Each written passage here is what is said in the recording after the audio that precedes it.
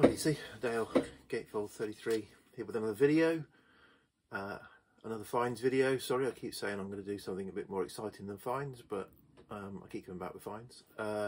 Yeah, so last Sunday was the first car boot sale I've been to this year. First car boot sale since I think the end of November last year, so great to get back into it.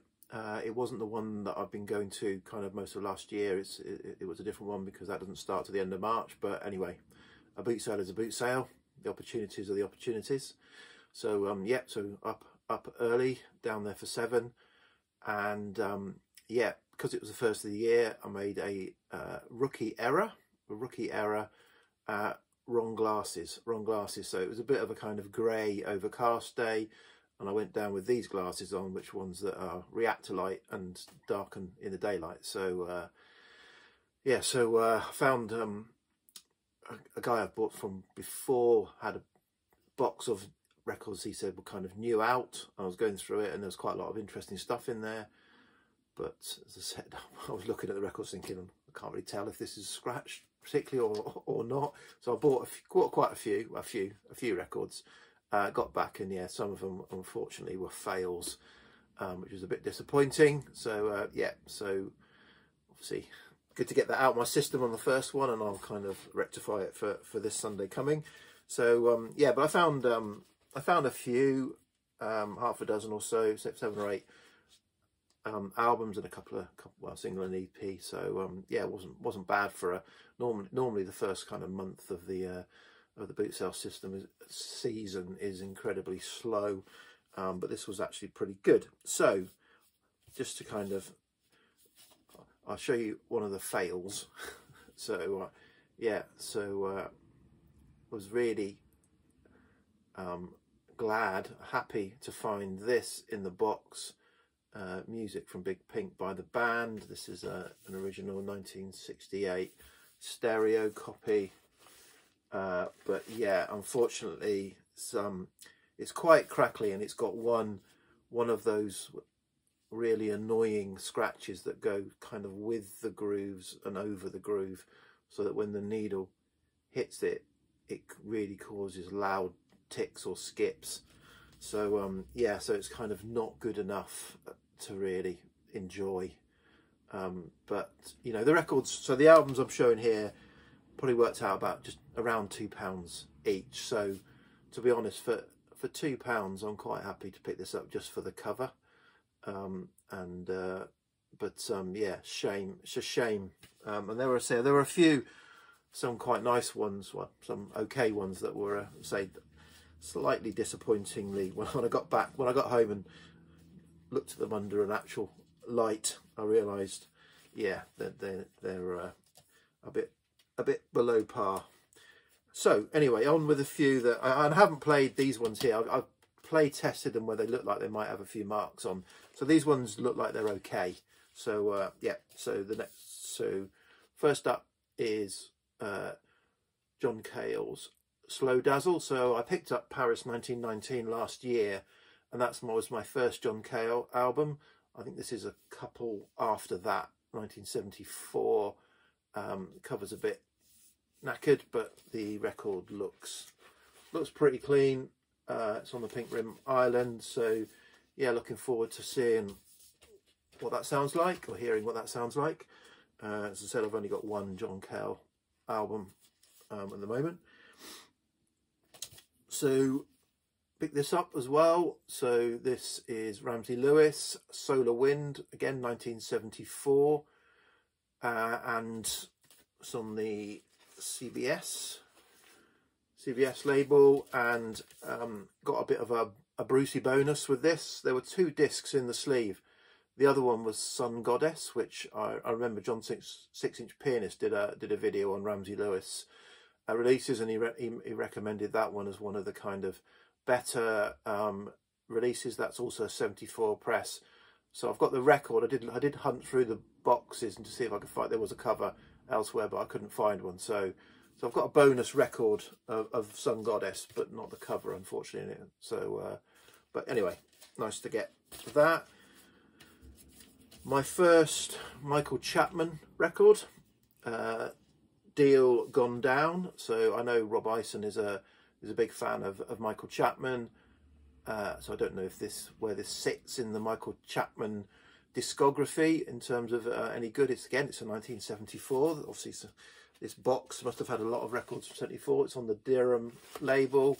It's got who's it got? It's got Maddie Pryor and Bridget St John doing some backing vocals. So yeah, interested to hear how this sounds. As I said, my first venture into Michael Chapman.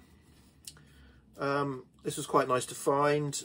The Echo and the Bunnymen self-titled album. So I think this is their 5th album. I've got the first 4 already, so haven't got this on vinyl. So nice to find that. This looks like a really nice copy. The hype sticker seems to have gone onto the back rather than the front, but yeah, on a custom label. So yeah, again, you know, all these records I said were just around the £2 mark. So nice to find that. This one I was glad to find. It's quite an interesting. I've seen this before. I've had this in my hands at a record fair before, yeah, it wasn't cheap. So to find it at a boot sale, this is Bonnie Dobson album. So a Canadian folk rock artist. I think most famous for writing the song Morning Dew, which does feature on this album, and there have been a number of covers of the song Morning Dew. So this has got a little bit of wear where the record is kind of showing, but it's pretty, a little bit of laminate lifting, but it's in pretty nice shape, and the record looks in nice shape as well. So yeah, it's on RCA, the orange RCA label. So looking forward to hearing that. Okay, next up, something I would not expect to see at a car boot sale in February in the south of England, kind of, is the Birthday Party and Junk Yard, which I think is their last studio album by the Birthday Party. So obviously Nick Cave. So yeah, this is an original. It looks in really nice condition. So again, interested to. It's on 4AD. So nice to find, and yeah, so I'll find out what that sounds like. And then probably the pick of the bunch, perhaps, I don't know, was this East West. So this is an original UK mono press. It has got some scuffs on it, but they're scuffs, not scratches. I haven't tested it yet or played it, but it's a mono, and I've got a mono switch on my amp, and normally that kind of quietens down a lot of problems with records. So I'm hoping, fingers crossed, that when I play this, it's got that nice mono sound. I've already got this album. I've got a Butterfly, Electra Butterfly label stereo copy, the later kind of press of this. So yeah, it's a really good album. Really like it. So I'll be enjoying that. Hopefully it won't turn out to be a fail. So that's the albums that I got from. All from the same seller. So yeah, so quite happy that that's certainly probably the best first boot sale finds I've ever had, really. And then there was another seller at the sort of someone selling at the boot sale who had a few singles, some Beatles EPs and singles, and so I picked up one of each. So I picked up for £1 a single, Ash, Girl from Mars, original single from '95. It's a song, good kind of mid-90s indie, Britpop indie song. Ash, and this is, I think they were numbered singles, so nice to find for £1 in sort of minty condition. And then of the EPs, this was there. So the Magical Mystery Tour EP, I think I paid £4 for this in the end, but it's got obviously the singles in it, the book with the blue paper in it. But yeah, nice to have. It's a little bit perhaps faded, lost the kind of impact of the colours, but still pretty nice condition. The vinyls in both the singles are in nice condition, play through really well, really clean. So the only thing slightly odd about it is one of the EPs is a solid center and one is a push out center, and sort of when I've looked on Discogs it's either or, so I don't know, I don't know whether I've got a Frankenstein or it's just, you know, when they were putting these together they kind of there were ones that got mixed up. But anyway, nice find for £4. So that, yeah, that's pretty much it. So yeah, so pretty good first boot sale. Make sure you wear the proper glasses next time, Dale. So lesson to you all there. Okay, cheers, bye.